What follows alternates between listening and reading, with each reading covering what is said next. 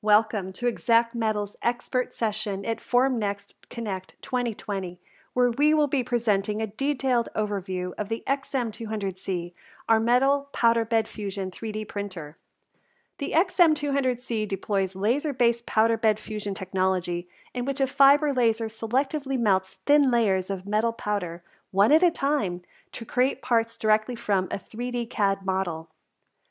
Powered by our patented XY gantry technology, the XM200C aims to make metal 3D printing more affordable. Our aim at Xact Metal is to take the essential specifications for metal powder bed fusion and combine them with breakthrough technology to establish a new level of price and performance for additive manufacturing.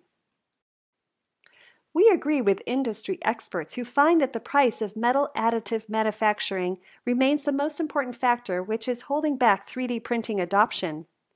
Our aim is to break through this challenge and make metal 3D printing available to more and more engineers, researchers, and manufacturers so that they can realize the benefits that come with metal 3D printing. Let me introduce our two speakers for today's session.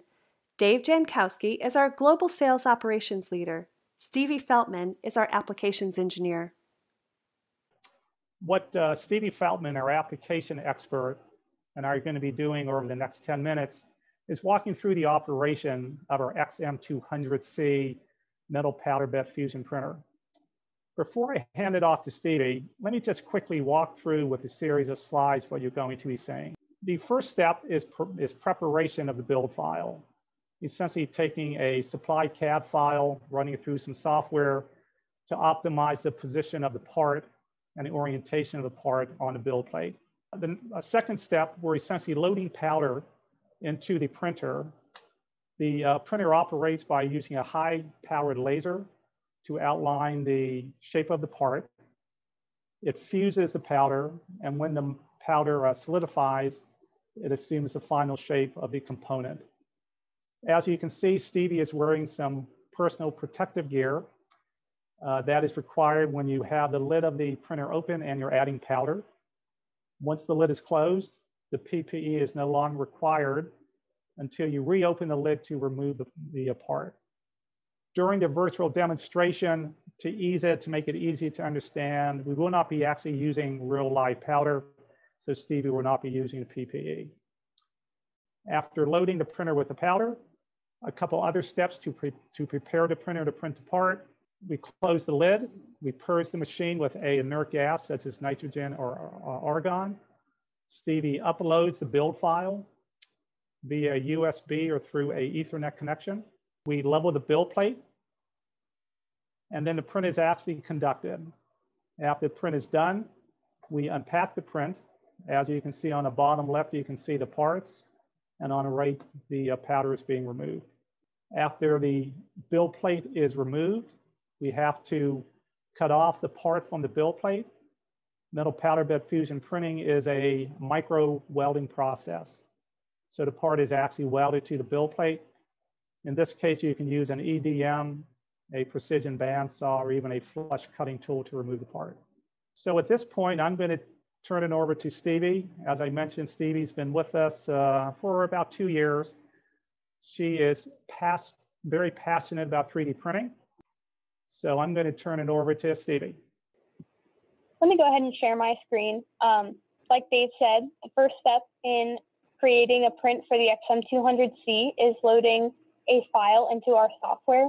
We have partnerships with both Materialize Magics and Autodesk NetPad. Here I have open Magics. We have a scene created for our printer, illustrated up here, the XM200. And so when you have a scene, it opens up a build area that is representational of our build chamber in the printer. Here we're able to import STL files using the import part command. And this blue mass is a support material that is applied to the part as well. When your parts are all done getting set up, we can export the part. Up here on the XM200 tab, we can select Build. And we can rename the file.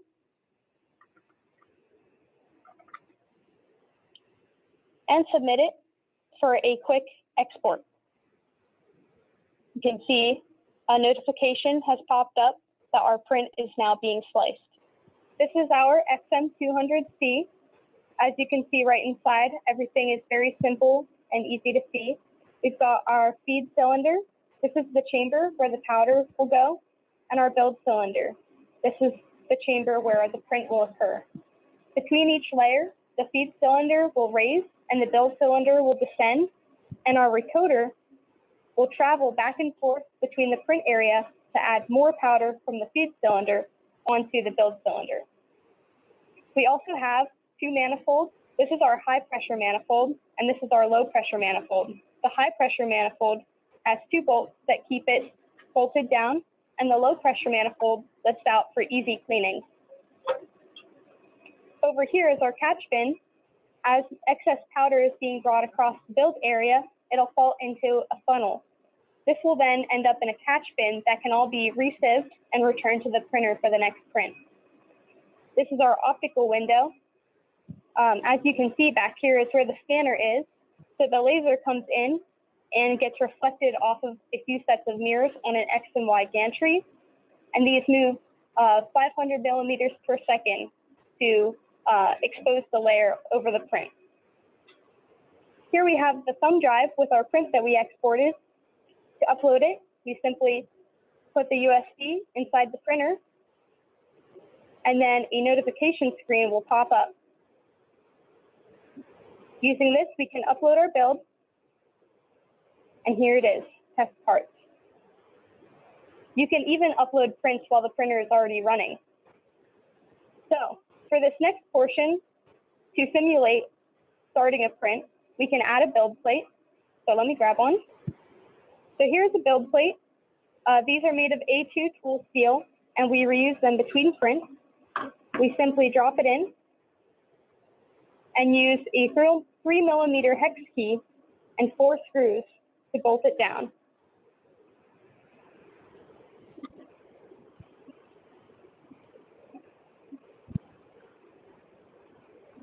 Great. So now we have our build plate installed. Before starting a print, we would descend the build plate so that it is flush with the lid of the chamber. This is so that the recoder has clearance to move and start the print. Great. Now we can add our powder. Like Dave mentioned, we won't be using live powder, but our powder arrives in these bottles from Praxair. So we would simply unscrew the top of the lid and pour the powder directly into the printer. After it's loaded, we use a scraper to wedge the powder to expose any dormant oxygen pockets. So to start the printer, all we'll need to do is close the lid, engage the latches on either side, and then we can begin the auto purge. As you can see on this printer that's running, we have a green light. That's because these LEDs are status indicating. The blue light on the previous printer indicated that the printer was in an idle state, whereas the green indicates that the printer is running and in a printing state. Here you can see on the front that the printer is actually printing. The display is enlarged. This shows that the laser is emitting over the part, and the decoder is bringing across more powder between layers. We also have some information on display here at the top. Here you can also see that the feed and build cylinder positions are locked during the print, so no one can come in and change the positions during the print. But you can change the charge rate, which is the ratio of powder that's brought across between prints. Over here we have the data tab. This gives some quick information like the oxygen level and also different pressures inside the printer. This can help to know when the filter needs replaced. Here on the build tab, we can see builds previously uploaded to the printer, and we can also see the build history. These are all prints that have currently been run. One of my favorite features about the printer is the detailed build log. Whenever the printer runs, it actually takes a picture pre and post laser exposure for every layer, and also takes a data sample every second. All of this information is compiled into a zip folder that you can then reference after the print. So if you come in the morning and the print doesn't look exactly how you thought it would, you can quickly reference the build log and see if something happened during the print, like insufficient supports being used or your argon supply running out. Now we're ready to begin removing a part from the XM200C. First, we'll begin by undoing the latches and lifting the lid of the printer. Typically, we would see powder across the feed and build cylinder. Our first step would be to take all of the powder in the build cylinder and move it into the catch bin. You can do that by using a brush to manually move it across, or by using a vacuum and cyclone separator to vacuum out all of the powder and put that through a sieve. All of the powder in the catch bin and build cylinder can be re-sieved and returned to the printer to be reused in the next print. Once all the powder would be removed, we can then eject our build and remove it from the printer.